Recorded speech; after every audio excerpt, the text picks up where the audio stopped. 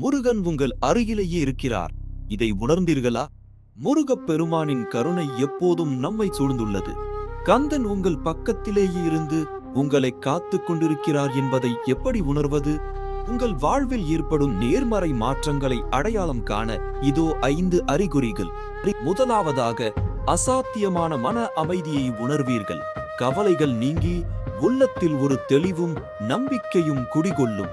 இரண்டாவதாக, சவால்கள் வரும்போது கூட அவற்றை கடக்க ஒரு துணிச்சலும் புதிய வழிகளும் புலப்படும். மூன்றாவதாக, எதிர்பாராத வழிகளில் உதவிகள் வந்து சேரும்.